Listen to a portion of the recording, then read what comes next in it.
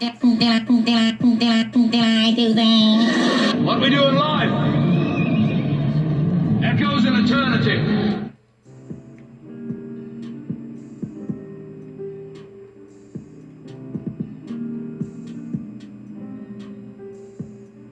What up, y'all? It's Devin with Up TV, aka the Dot Connector, and I have one question that I need to ask. How many times does the same thing need to be exposed before people start to see just how real it is? How many celebrities have to admit that they sold their soul to the devil before people start to realize that the entertainment industry as a whole is satanic? In a video called How Your Favorite Entertainer Sold Their Soul, which I released a little bit over 3 years ago, I pieced together clip after clip of celebrities admitting when and how they sold their soul to the devil. And so I make these type of videos because people need to be warned about the reality of the situation, which is the fact that we are in an ever-growing spiritual war. We can no longer afford to allow ourselves to be deceived, which is why it's important to pay attention. Don't be so surprised when you see someone like Lil Nas X openly promoting Satanism, because all of these artists in the industry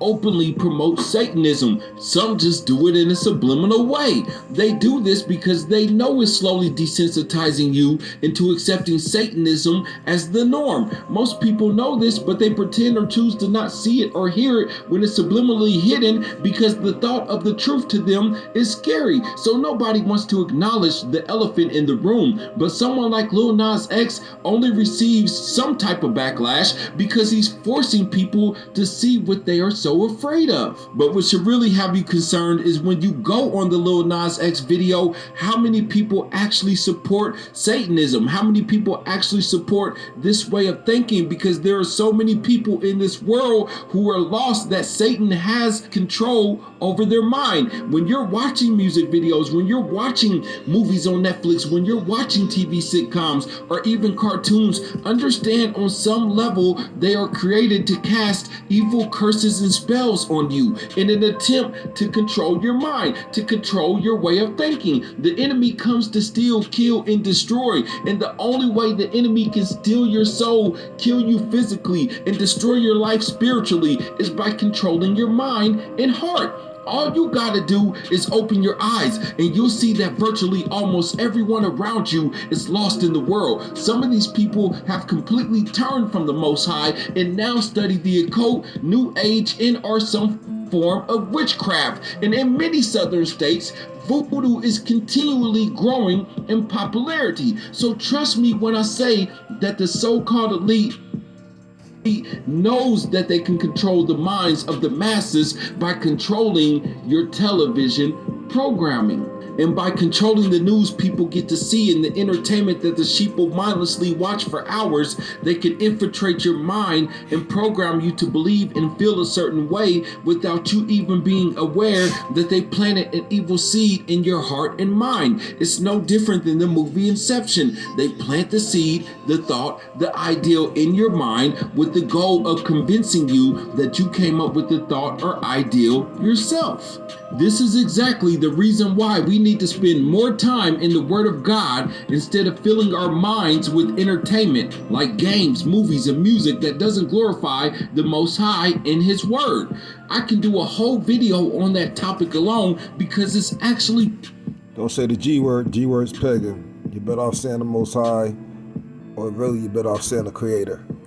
People out here who think that they think for themselves, but really they are mentally enslaved by the satanic entertainment industry. And so in today's video, I really want to highlight a few things I recently heard Jaleel White, many people know him as Steve Urkel, say in an interview that he recently did with TV One TV. But before I touch on that topic, I want to say that this is not the first time we talked about Jaleel White on Up TV. At one time in his career, Jaleel White was doing 2 shows at the same time, Family Matters and Sonic the Hedgehog. In fact, he was the voice of Sonic for a series that many people called Sonic Sat AM, which eerily looks like Sonic Satan. I exposed the truth about this show in another video. The link to that video will be in the description for anyone who hasn't seen it yet. But one of the things that Jaleel White talked about in his interview was how some of his co-stars were against him wearing a dress when he played the role of Myrtle Urkel.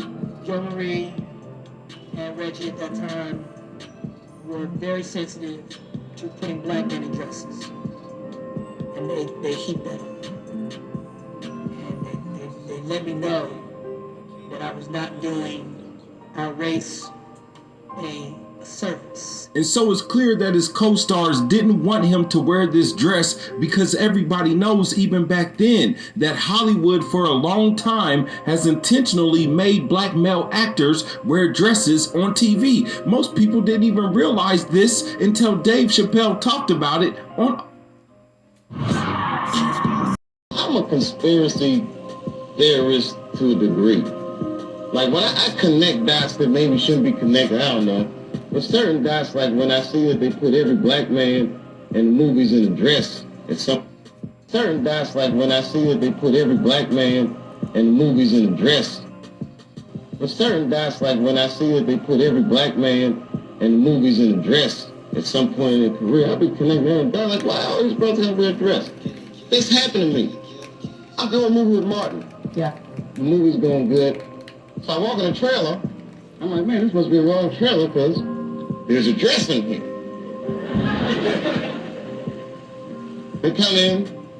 It's the writer comes in. I think he's the writer. He's like, Dave, listen, you got this hilarious scene where Martin's sneaking out of jail. So he disguises you as a prostitute. And you put this dress on. And, Martin, prostitute. No, I'm not doing that. I don't feel comfortable with that. That should have been in a discussion. What?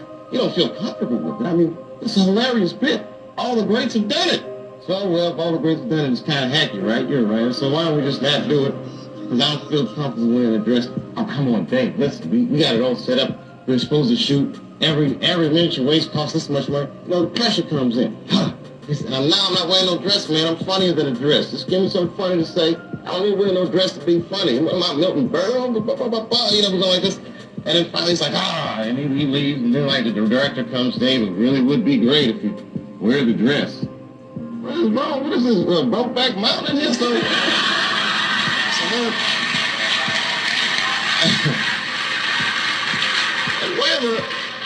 the dress. I want to wear the dress. I want to wear this dress. You know what I mean? Oh, gosh, that's so difficult. They leave. Now the producers comes, come on, David, would be so great. I mean, and then I started thinking about it. All the comics that I've seen, man, you know, strong brothers, why are you putting us in these dresses? But the minute it was clear, I was adamant, I'm not wearing a dress. I'm not wearing the dress. All right, fine. Think of something else. That comes back 10 minutes later. The whole new scene, how did you write the scene so fast? You know, it's like, so you gotta take a stand. I should have never worn these shoes. This don't match my purse. I mean, that evening I felt like a girl. I felt like a girl playing Myrtle Urkel. This ritual of making the black man wear a dress on TV or in a movie has been going on for quite some time now. Clearly, when you look at today's world, you can see why they did it, because there was an agenda behind it. They did it as a way to desensitize the minds of the youth, and it was a ritual to show that they are down to do anything for the brotherhood. And now, when you look at where we are today, they are openly promoting the alphabet people to our children.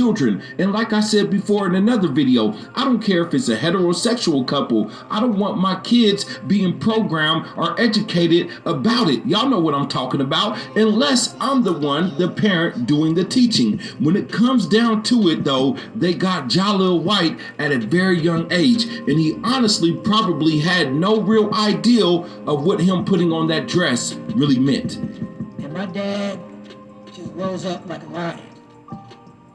And was like, I've watched my son deal with this all week to pull out this performance.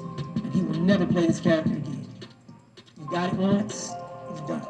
And in another part of the interview, Jaleel White talks about his co-star Michelle Thomas, who played as his girlfriend Myra on the show. For those who don't know, Michelle Thomas passed away on December 22nd of 1998 from a very rare type of cancer. But the reason why this is important is because Jaleel White makes it very clear that Michelle Thomas was one of the few people in Hollywood who did not sell her soul to the devil.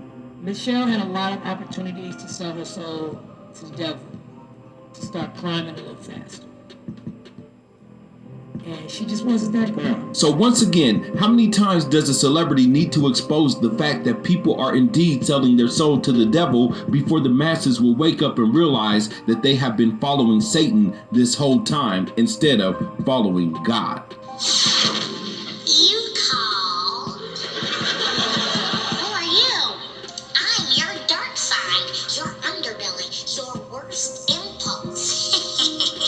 But what are your thoughts? Should Steve have worn the dress and played Myrtle Urkel? Are we being programmed and desensitized by the entertainment industry? Yep. What are your thoughts about the passing of Michelle Thomas? And did Jaleel White sell his soul to the devil? Sound off in the comment section and let me know. And because there will be no Up TV without viewers like you, I would like to give a special shout out to anybody who has donated or supported the channel in any type of way. This is Devin with Up TV. I love you, family. Don't forget to like and subscribe. A man should not ever wear a dress. Period.